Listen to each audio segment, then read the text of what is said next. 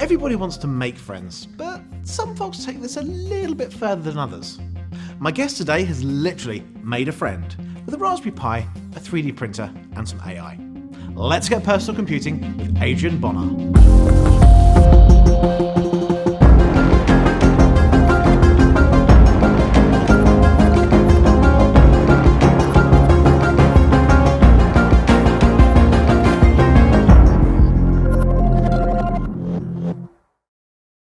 Adrian, welcome to Microsoft Reactor here in Redmond. It's good to be here. I'm glad you're here because I've heard you've made a friend.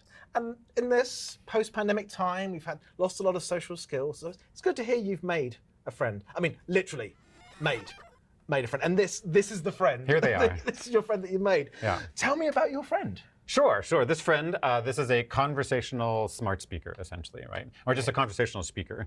And it was a way to sort of see with all this AI stuff that's like floating around and ChatGPT and all these things is like, what happens if you brought it out more into like the real world where without a computer, without anything else, you could just have a conversation with an AI. Where would that go? So rather than think like an Alexa, for example, where it's set a timer, shut my garage door, right, things like that. Yeah. This is an actual have a conversation with a robot.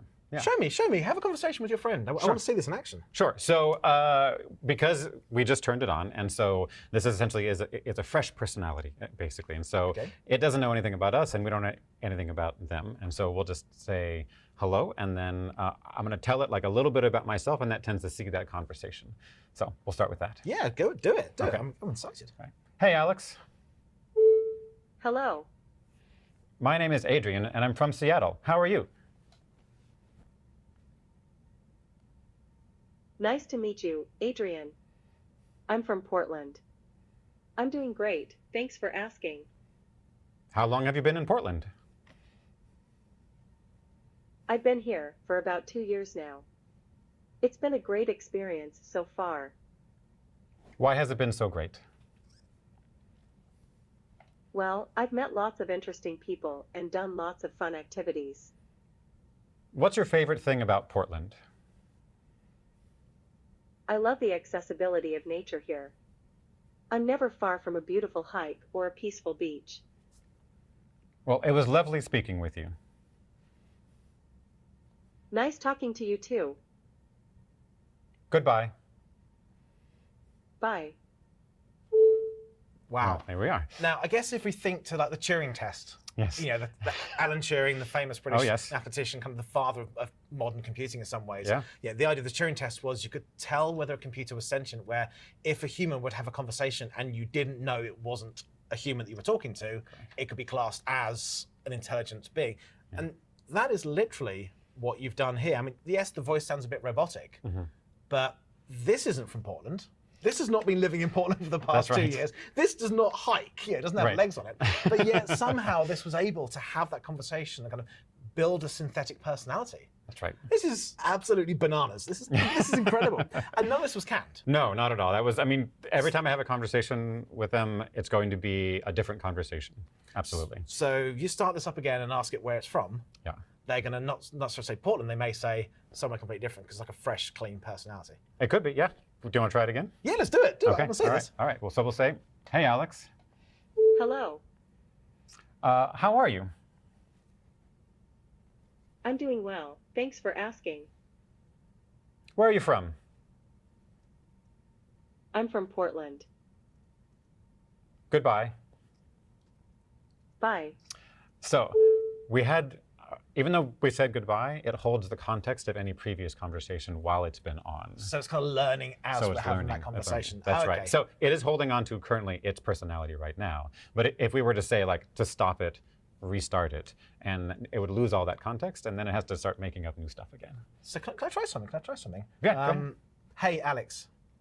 Hello. What's my name? I'm sorry. I don't know your name. Goodbye. Bye. Okay, so it hasn't kind of remembered from before. This brings up one of the technical constraints of OpenAI's models, which is they have a very short memory. And so when you're having a conversation, I'm essentially building that textual conversation up, right?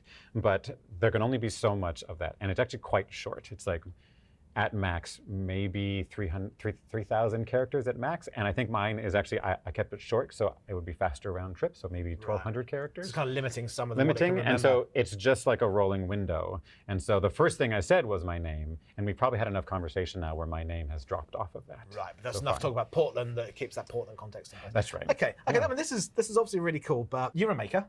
I am a maker, yes. You made this. I did. I mean, if we actually look at the hardware here, we've got essentially on top, we've got a speaker. A speaker. It's a conference room speaker, essentially. Speaker. Yep. We're connected via USB to a Raspberry Pi. Yep. One of my favorite computers, Raspberry Pi. Of course. Designed in the UK. Absolutely amazing bit of kit, if you can get one. You can get one. A little easier day by day, but still very hard. Still very hard to get one unless you want to pay scalpers a lot of money. Oh, yeah. And then I'm guessing it's a 3D printed case that it sits on. Yep. And then the speaker sitting in this feels like a 3D printed. Yep. I kind of run my finger here. Yep. Feels like a 3D printed surround for everything. So this is a hand-built Friend, and this is running some kind of software. Yeah. So all the brains, as it were, is running, I guess, in the cloud via GPT. All of the real logic, yes, in the cloud. All the code that's on there is just talking to the cloud to go do those things. So it's a very short amount of code on this with lots of cloud genius happening. Nice. This connects to say GPT-3. GPT-3, yeah, which from is the OpenAI. Yeah, but that's the previous version of what it was, the Chat GPT that we're now hearing all over the news. Everyone's kind of trying out. Yeah, ChatGPT is based off of GPT 3.5, which is just like a little minor update on ChatGPT 3. Essentially, they gave it the 2021 view of the internet instead of the 2020 view of the internet. So it's just like a little bit smarter. And then they fine-tuned it for having a conversation. That's the ChatGPT. I did my own tuning for a conversation just to keep it a little bit more free form and have a bit more fun with it, honestly. Okay, can we just dive into some of the code? I mean, I know we've got on the screen here, you've got the actual text that's come out. So as we're speaking to it, it's actually writing to the screen. It is, yes. What's being said. Yep. So thinking about the code of this, the AI itself doesn't understand speech, does it? So you've got code, I'm guessing you've got code then to convert what we say into text. Yeah. That text goes to the cloud. Yep. I guess probably the audio goes to the cloud to be converted to text, I imagine. First, yes, yep, absolutely. Okay, and then we get the text, that text goes to then the GPT-3 model. We get text back, and then we convert that back to speech. Basically, yes. Okay, cool. Can we dig into some of the code? Sure. So here is the code for the conversational speaker. This is open source under Microsoft/conversational speaker. So you can, anyone can go and fork it and play with it and do whatever you need to. Cool. We'll make sure there's a link to the in the show notes. To Absolutely, right. So it's all open source. All open source. I'm using this thing called Prompt Engine, which is something that came out of Microsoft open source, which is just something to help with that rolling context. It's like a little bit smarter rather than just cutting off the characters. It can kind of like figure out like you talked about this and you talked about this. So it just helps the AI handle context a little bit smarter. And it's in .NET as well. I guess something that people don't realize is a lot of people think .NET, that's for building Windows applications, enterprise Windows applications. That's right. But we're running it on Linux. We are, yes. In fact, .NET, this is written in .NET 6, I believe, and since .NET 3.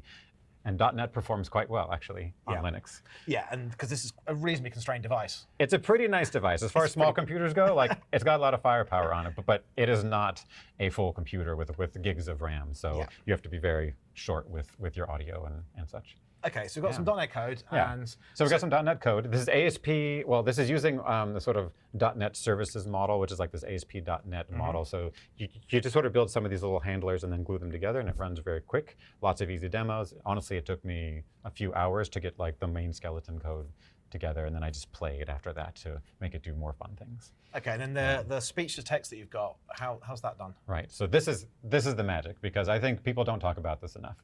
And that is, we use, I'm using the Azure Cognitive Services in this. And Azure Cognitive Services, it's like the secret, amazing, high-level AI service. And for makers, it looks expensive on the front because of all that it can do, but it is genuinely free in a lot of cases. And sometimes it's free trial, sometimes it's totally free, or very, very cheap to do things just like this. So like it's like, pennies or dollars per month to do a lot of high-level AI speech to text to speech. Yeah, I've done it in Python before. I've actually got a T-shirt with a LED panel and when you speak into a headset, it actually gives you live subtitles. Absolutely. And it's never cost me anything. I've never hit the limits at which I have to start spending money. You get 5 hours or something of free. It's 5 hours per month of free audio processing, which for any small project like this is a lot, because it's only the audio that you send to it. It's very little otherwise. Yeah, because we haven't done the wake word here, so all we're saying is not going to the cloud, is it? That's just right. that. Yeah. Just that. Is that. And what's great about the wake word as well, this is also the weird secret, is that wake word from the conversational, from the cognitive services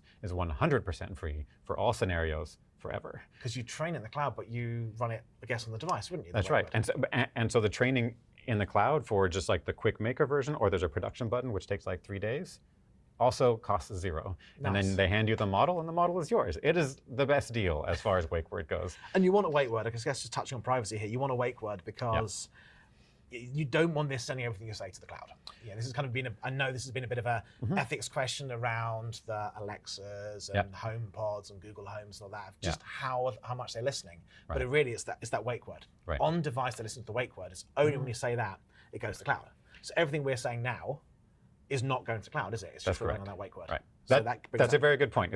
Like, until you actually wake up Alex, in this case, nothing is going to the cloud. And it's not even, it is listening to what we're saying locally, but it's just looking for that pattern.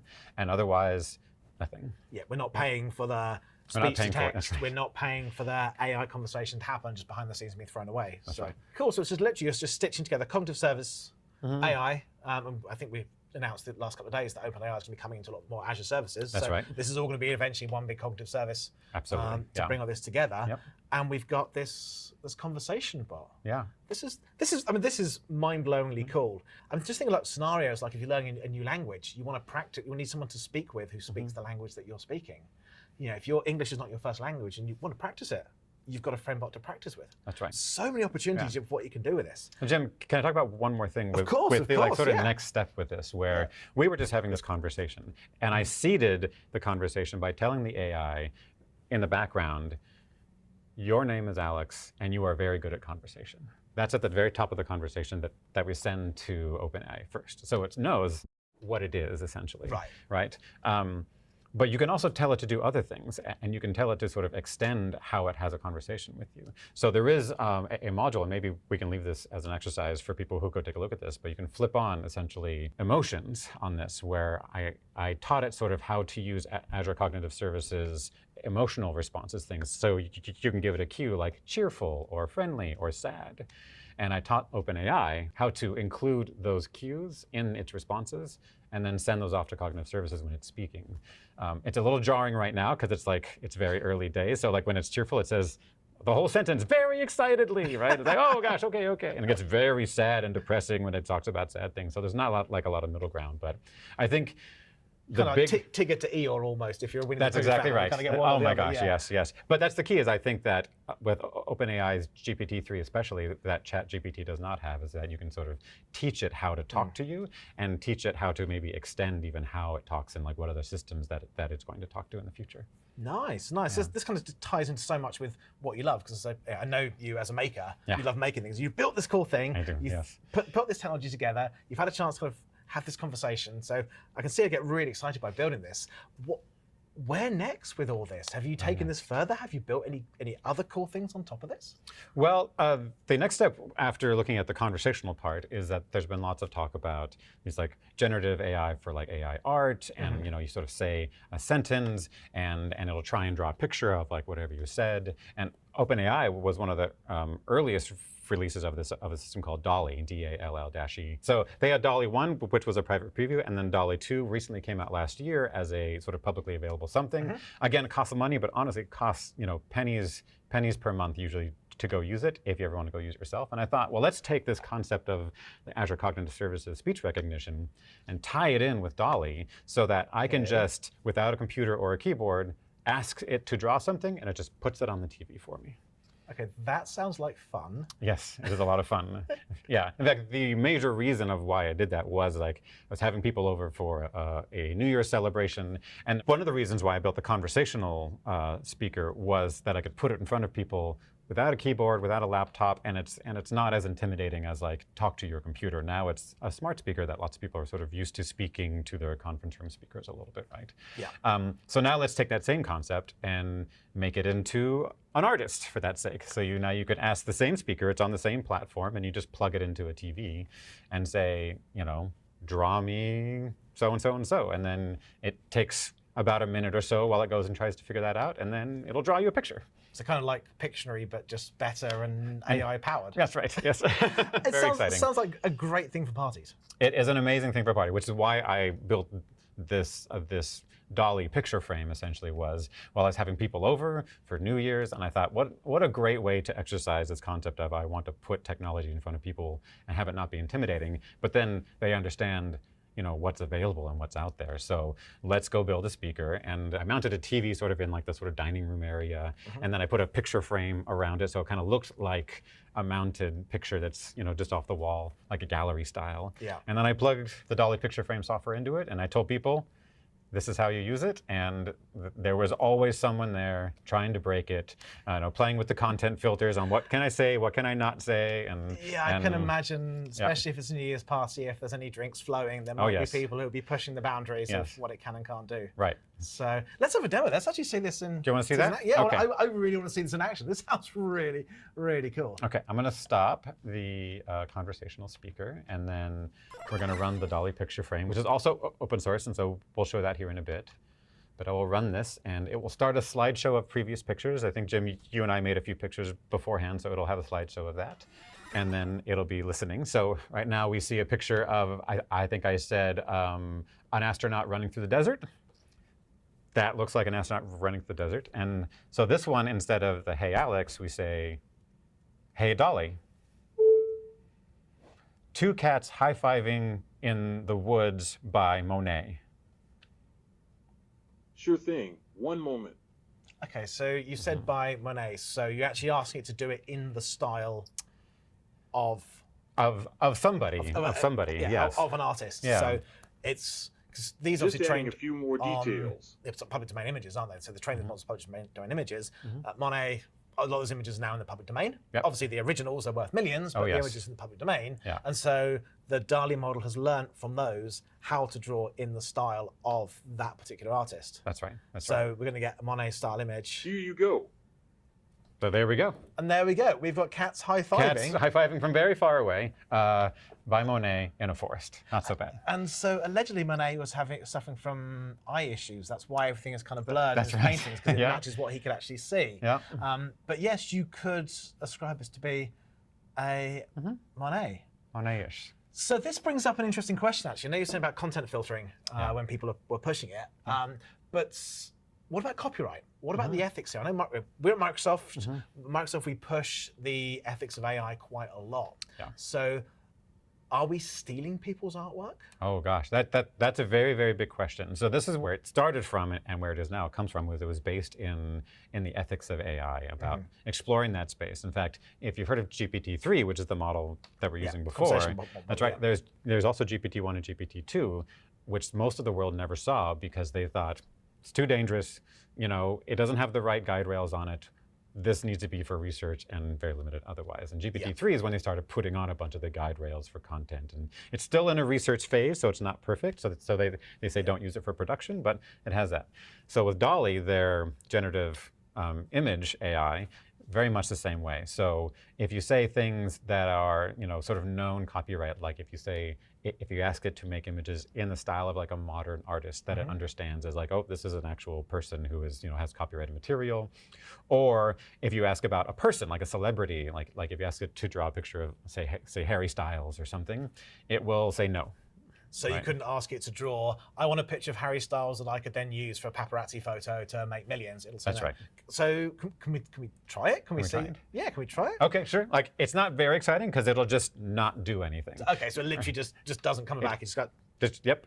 In fact, because the code I wrote, the night before my New Year's Eve party, it doesn't quite handle the errors as well, so it just stops. Okay, so if someone grabs your code, tries this at home, and just hey Dall-E, draw me a picture of Harry Styles, it'll just hang. Yep. Just won't happen. Yep. Nice. It's kind of we've got those protections in place. As you say, there's content filtering in place. So if you put this in your living room, you don't have to worry about someone just for a laugh trying to ask for unsavory materials. You're going to get those protections in place, which is very important for the ethics of AI. Absolutely. It's very important that we trust what comes out of our AI and at least understand what those limitations are. Like you say, nothing's perfect. We can't get it perfect. That's right. But as long as we know what those guardrails are, we can use those in our decisions. That's right. Yeah, this is really, really cool. I absolutely love this. I love how you've wanted to take this idea of, I want a friend and I want someone to chat to, I want to try this conversation and build this, and then how do I turn this into almost like a party game by showing off the power and exposing to people who may not be as tech savvy as a maker like yourself. This is what you can do with AI. This is absolutely phenomenal. That's the key, I think, is to go out there, make one of these yourself, change it around, and then really just put it in front of your friends, put it in front of people, and see what they do. Because they're going to talk to it in a very different way than you will ever imagine, and you'll learn so much more about the capabilities of the AI just from that. And it's just great for, say, people who are not exposed to tech, who wouldn't think about it. Hey, did you know you can do this? That's right. It's really cool. Now, this is absolutely fantastic. Thank you so much for sharing this with me. We put in the show notes, we're going to put the links to all the code, because this is fully open source. You just need to sign up with, I guess, with an Azure account to get the keys that you need to do it. But no, thank you very much for joining me and showing this off. Thank you, Tim. It's great being here. As cool as this project is, what's even cooler is you can recreate this at home. Check out the link below for everything you need.